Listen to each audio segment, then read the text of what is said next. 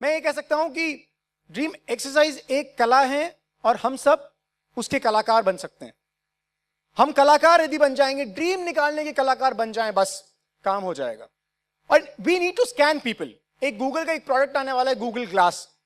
मुझे पता नहीं वो आया, फेल हुआ, व्हाटएवर, पर उसमें मैंने देखा था वो आप ग्लास की तरह उसको पहन लो और आप चलते चलते वो आपकी आंखों के सामने ना वो सारे गूगल पे जितनी भी आपकी चीजें आती हैं वो गूगल पे, वो ग्लास पे वो चीजें आ जाएंगी। भाई जैसे आप चल रहे हैं और एग्जाम्पल के तौर पे गुलाब जी आ गए सामने, तो गुलाब जी की एज, गुलाब जी की प्रोफाइल, गुलाब जी कौन सी सिटीज हैं, वो सब कुछ आ जाएगा सामने। वो स्कैन कर लेता है ऐसा सब कुछ। ऐसा प्रोडक्ट आने वाला है, आई डोंट नो, आप सर्च करेंगे तो आपको मिल जाएगा। पर हमें उस प्रोडक्ट का इंतजार नहीं करना है, हमें वैसे ही एक ऑटोमेटिक स्कैनर बन जाना है आज से।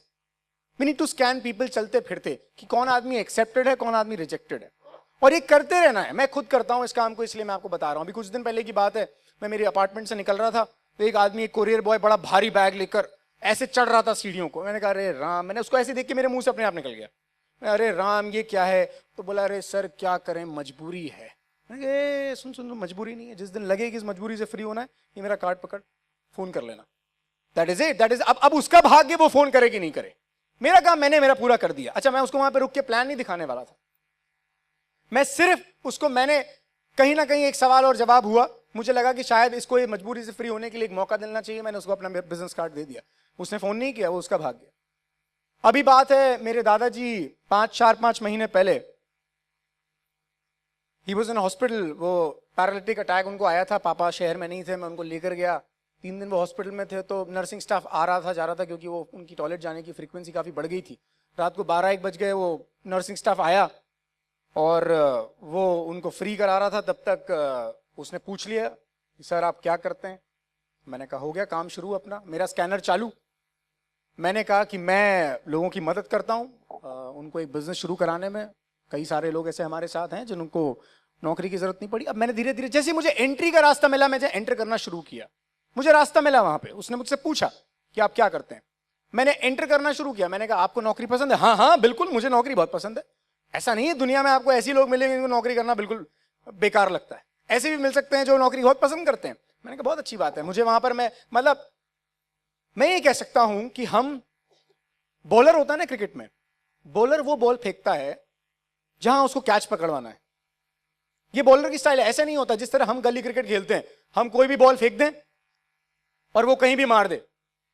जितने भी फास्ट बॉलर्स हुए हैं, जितने भी मैक्सिमम विकेट टेकर्स हुए हैं क्रिकेट में, वो बॉल ऐसी डालते हैं कि उन्हें पता है मैं यहां बॉल डालूंगा, ये कैच वहां पर फील्डर खड़ा उसको पकड़ाएगा, और इसीलिए वो अच्छे बॉलर होते हैं। हमें सवाल वो फेंकना है जहां पे हम कैच पकड़वाना चाहते हैं। उस तरीके का सवाल सामने वाले से पूछना है कि ये आउट हो। मुझे वहां पर, मैंने बॉल फेंकी, मैं आउट हो गया। उसने कह दिया कि यार मुझे तो नौकरी बहुत पसंद है, मैं आउट हो गया, मतलब छक्का पड़ गया उस बॉल पे। अब मुझे एक दूसरी बॉल ऐसी फेंकनी थी जिसपे वो आउट हो। उसने कहा कि सर नौकरी पसंद है। मैंने कहा अच्छा, आप कैसी जिंदगी चाहते हो, कभी कुछ सोचा है जिंदगी के बारे में? ऐसा मैंने सवाल पूछा। तो बोला कि सर जिंदगी तो अच्छी चाहते हैं। मैंने कहा किस तरह की जिंदगी? रात के 12, 12:30, 1 बज रहे हैं और मैं उससे ये सवाल कर रहा हूँ खड़े खड़े, जब तक वो अपना काम कर रहा था। तो बोला कि सर जिंदगी तो बहुत अच्छी होनी चाहिए। मैंने कहा कैसी होती है अच्छी जिंदगी, आप थोड़ा बताइए तो सही।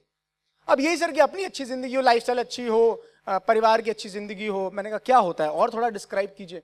कि सर नाम हो, थोड़ा पैसा हो। मैंने कहा अच्छा कितना पैसा चाहिए?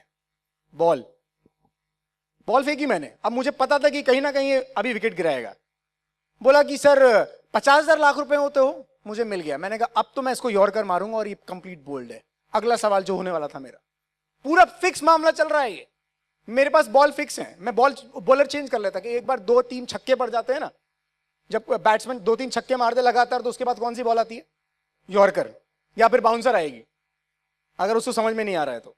अब मुझे पता लग गया कि ये कंप्लीटली बोल्ड होने वाला है। तो मैंने अगला सवाल पूछ दिया कि भाई साहब जो नौकरी कर रहे हो, इससे कभी 50,000 लाख रुपए आएंगे कि नहीं आएंगे? तो फिर ऐसा कुछ करना चाहते हो जिससे 50,000 लाख रुपए हो? कि हाँ। तो पकड़ो card, business card, as simple as that. हो गए ड्रीम एक्सरसाइज। अब आपको पता है हुआ क्या? मैं ईमानदारी से बता रहा हूं, झूठ कभी मैं बोलता नहीं।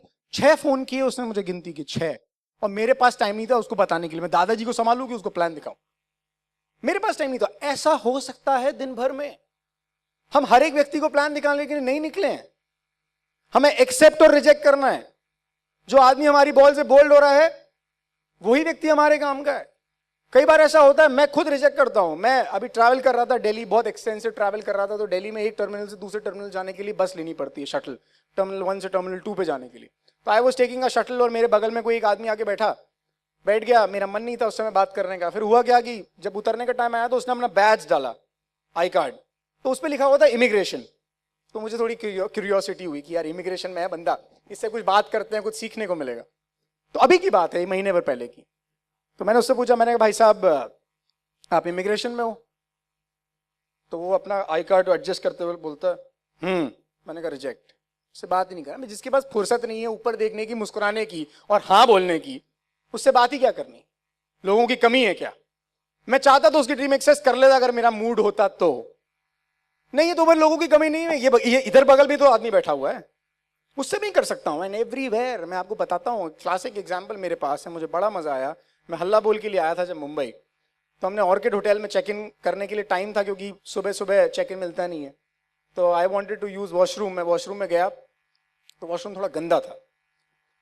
अब गंदा था तो मैंने देखा वहाँ पे यूजुअली 5 स्टार होटल्स में एक हाउसकीपिंग का गाय होता है वॉशरूम में, परमानेंटली वो खड़ा रहता है। तो एक लड़का खड़ा हुआ था, मैंने उसको रिक्वेस्ट की, मैंने कहा प्लीज़ आप मेरे लिए क्लीन कर देंगे? उसने कहा बिल्कुल सर, श्योर। उसने बहुत अच्छी तरह से क्लीन किया और मैंने उसको थैंक यू बोला एंड ही स्टेप्ड बैक, बोला सर वेलकम। मुझे बहुत अच्छा लगा and he was a young guy. मुझे ऐसा लगा कि शायद, ऐसा लगा, अंदर से फीलिंग आ जाती है कई बार जब आप स्कैनर बन जाते हैं ना, तो स्कैनर बनने के बाद एक ऐसी फील आ जाती है आपको कि नहीं यार, इस व्यक्ति को शायद यहाँ से हम फ्रीडम दिला सकते हैं। तो मैंने मेरा काम किया, मैं बाहर आया, मैंने हैंड वॉश किया और मैंने उसको कहा, मैंने कहा भाई जिंदगी भर इसी जगह रहना है या कुछ यहाँ से फ्री होना चाहते हो? बोले सर क्या है? मैंने कहा क्या है क्या नहीं है वो तो मैं बाद में बताऊंगा, पर फ्री होना चाहते हो कि नहीं होना चाहते हो? जैसे फ्री तो होना चाहते हैं। मैंने कहा आप मुझे अच्छे लगे, मुझे लगता है कि आपको एक ऐसी अपॉर्चुनिटी की जरूरत है जिससे आप यहाँ पे फ्री हो सकते हो, ये रहा मेरा कार्ड, मुझसे बात कर लेना, दैट इज इट।